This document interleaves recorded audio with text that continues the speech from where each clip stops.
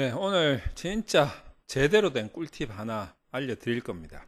이거 뭐 어디서 이 함부로 나올 수 없는 진정한 꿀팁이 아닌가 뭐 이렇게 생각을 합니다. 여러분들도 이 꿀팁대로 한번 논문을 작성해 보시면 좋지 않을까 생각이 드는데, 실제로 논문을 이렇게 쓰다 보면 대부분의 연구자들이 어디에서 딱 막히느냐, 초보들은 분석에서 막힌다 이렇게 생각을 한단 말이에요. 아무래도 이제 분석이 어렵다고 생각을 하니까. 근데 솔직히 이야기해가지고 분석 같은 경우에는 정 안 되면 다른 사람한테 좀 자문을 구해가지고 이제 어느 정도 해결할 수 있는 부분들도 있어요. 이거는 이제 뭐 나중 일이니까 어떻게에 해당되는 부분은 아니겠습니까? 근데 이 이전에 연구에서 어떻게보다 훨씬 중요한 것이 바로 왜입니다. 왜? 이 연구 왜 하느냐? 연구 필요성이죠. 상식적으로 생각을 해봐도 연구 필요성이 없는 연구는 분석을 어마무시하게 잘해봤자 연구 필요성은 없는 거 아니겠어요?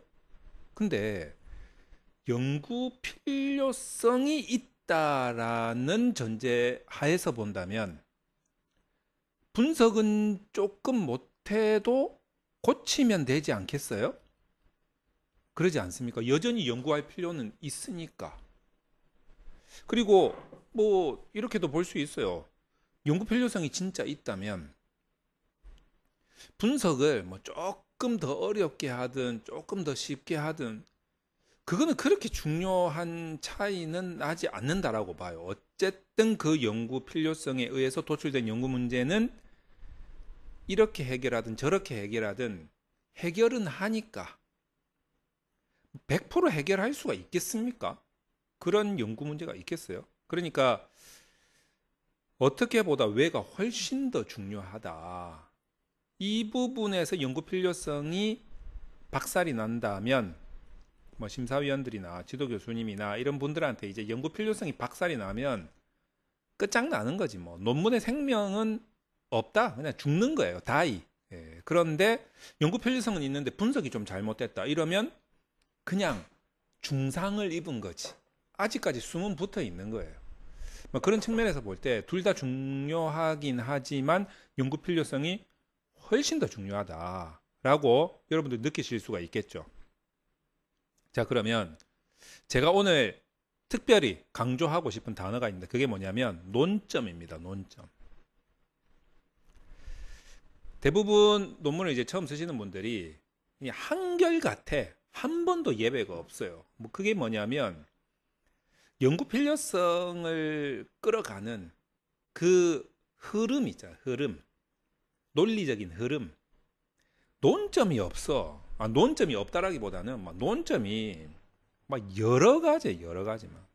요런 논점도 있고 저런 논점도 있고 요런 논점도 있고 요런 논점도 있고 아예 논점이 없는 경우도 있고 막. 근데 생각을 해보시면 이 논점 하나가 나중에 연구 문제로 나올 거 아니에요? 그러면 이 문제가 나오기 위해서, 즉 하나의 논점이 나오기 위해서 이론적 근거를 대야 될 거란 말이지. 학술 연구 논문이니까 학술적인 근거를 대야 될 거란 말이지. 그러면 논점이 하나의 논문에서 여러 가지라면 그에 따른 학술적 근거, 논리적 근거도 여러 가지 형태로 나오게 돼야 된다는 거예요.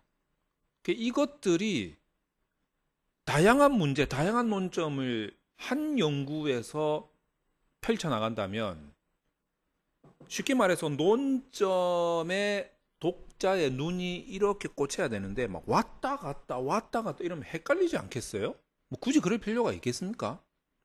뭐 그래도 되긴 하는데 독자를 좀 헷갈리게 하지 않겠어요?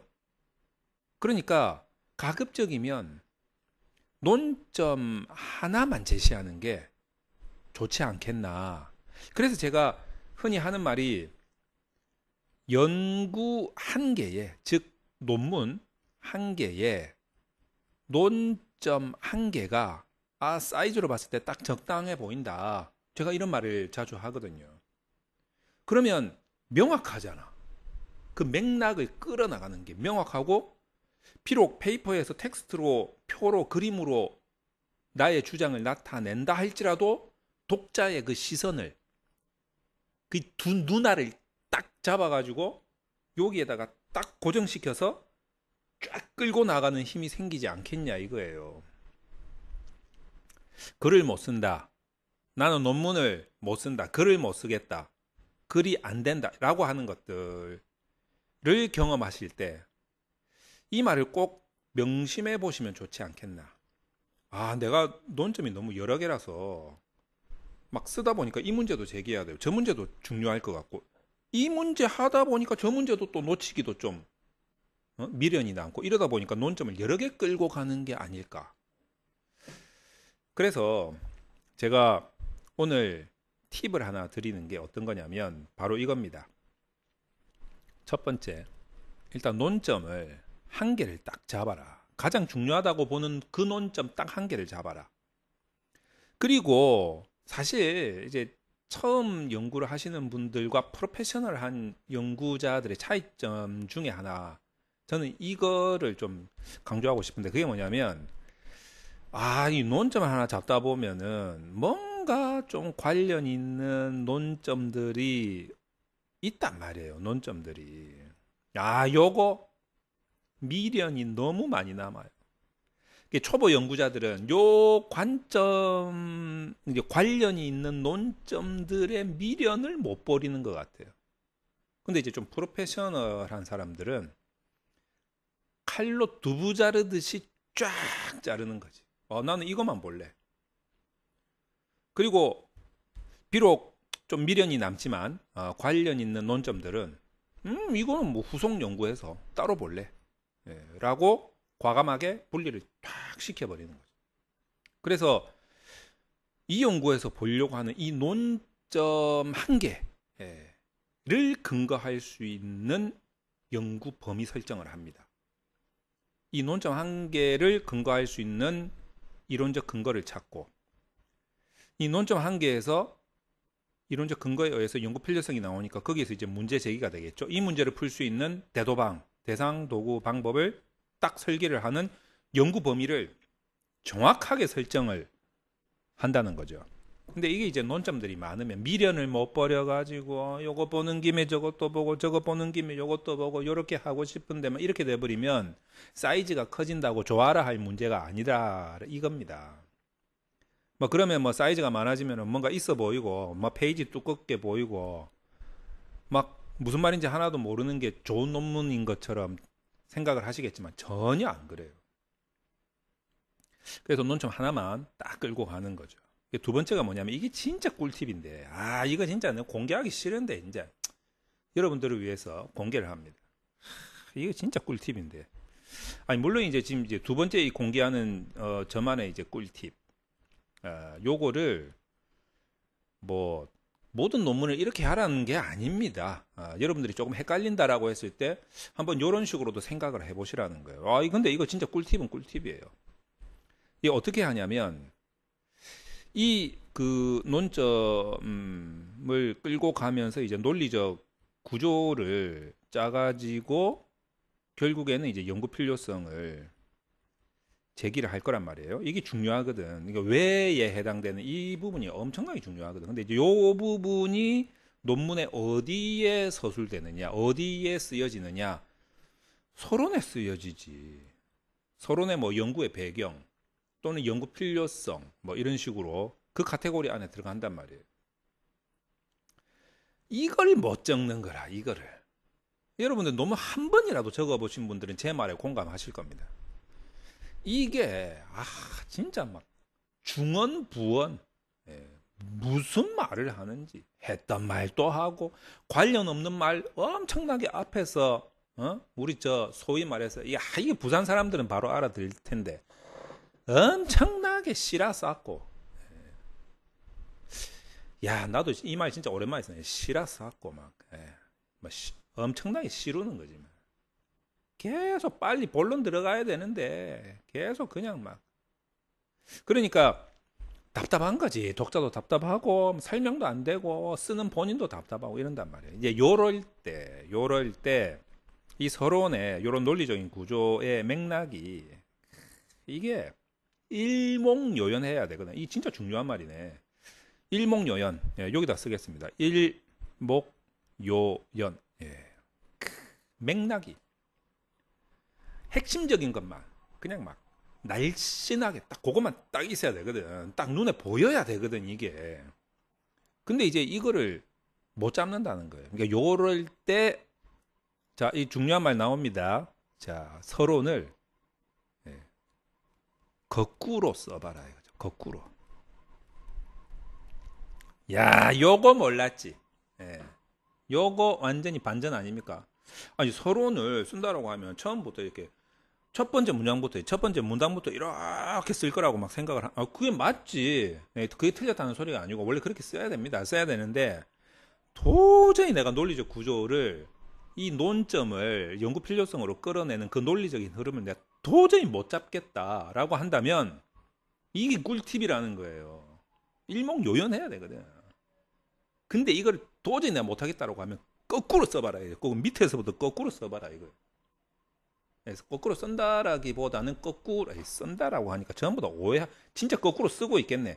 거꾸로 쓰라고 해서 진짜 거꾸로 쓰면 안 되고 거꾸로 구조를 잡아봐라 이거예요.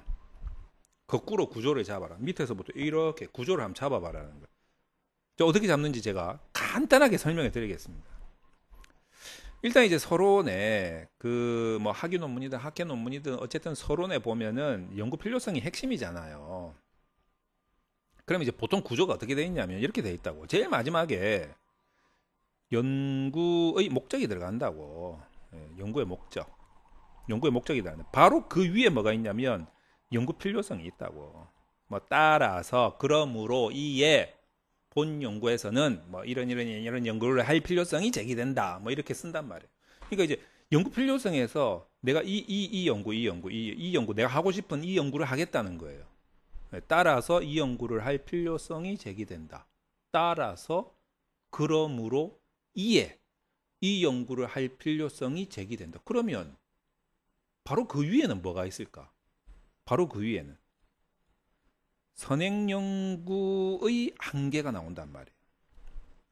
이게 뭐냐면 이제 하지만 그러나 선행 연구들은 요걸 못 봤지. 선행 연구들은 이걸 못 했지. 선행 연구들은 이런 노력이 부족했지. 이런 내용이 나온단 말이에요. 따라서 본 연구에서는 이런 연구를 할 필요성이 제기된다. 이렇게 이어지거든. 그러니까 선행 연구에서 요걸 못했지. 따라서 본 연구에서 그거 할 거야. 그러면 선행 연구 한계 바로 위에는 뭐가 있겠습니까? 선행 연구 한계에서 지금 뭐라고 이야기를 했는데 선행 연구들은 요걸 못 봤지 했으니까 선행 연구 바로 위에는 선행 연구들의 동향이 나오는데 선행 연구의 한계 요걸 못 봤지 말고 딴 거 다 했다는 거예요. 그러지 않겠습니까? 선행 연구들은 요렇게 보고 있는데 요걸 못 봤지 그래서 내가 그거 할래 요런 구조란 말이에요. 그러면 여기서 선행 연구들이 왜 이런 연구들을 하고 있었지? 왜 이런 연구들을 하고 있었지? 선행 연구들이 왜 그걸 연구를 하고 있었지? 라는 게 도입 부분이 나오는 거예요. 그게 이제 제가 이야기하는 사회적 배경, 뭐 실무적 배경, 개인적 경험, 뭐 이런 것들, 사회적 배경. 그러니까 이제 사회적 배경에서는 주로 내가 하고자 하는 그 연구 대상과 그 연구 대상이 가지고 있는 어떤 내가 지금 보려고 하는 그런 문제거리들에 대한 뭐 현황이라든가 뭐 이슈라든가 뭐 이런 부분에 대해서 이야기를 좀 합니다. 그 대상의 어떤 그런 문제거리 같은 것들.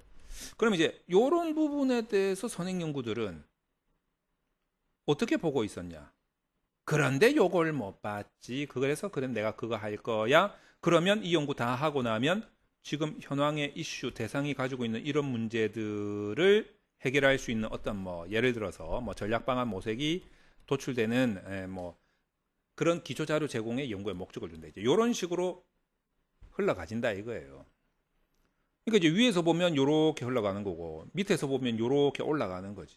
그래서 도저히 내 논점을 연구 필요성으로 끌어내는 데 있어서 논리 구조를 잡는 게 너무 힘들다, 일목요연하게 못 잡겠다 이러시는 분들은 이 구조 자체를 거꾸로 한번 이렇게 올라가 봐라는 거예요.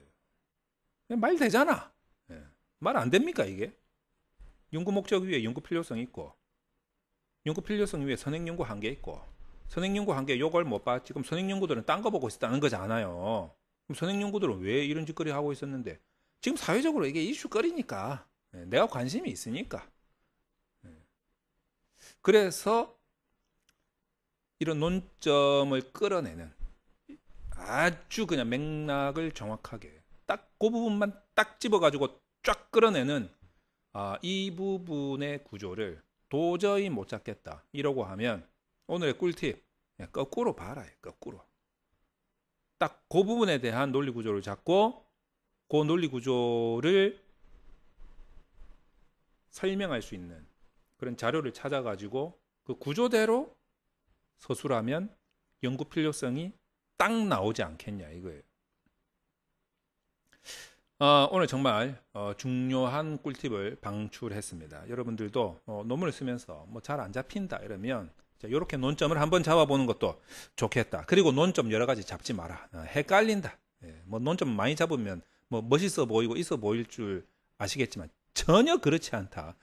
그리고 오히려 막 논점이 많아가지고 나는 싫은데 자꾸 뭐 다른 분들이 야 이것도 뭐 문제가 뭐 되는 김에 이것도 문제를 좀 제기하는 게 좋지 않겠나라고 하면 교수님 그거는 막 후속 연구에서 하겠습니다 라고 이야기할 수 있는 정도, 그 정도의 연구 주제 선정에 대한 책임과 권한이 없다면 뭐 연구하지 말아야지. 그러지 않겠습니까? 자, 그 정도로 정리를 해서 오늘 마무리하도록 하겠습니다.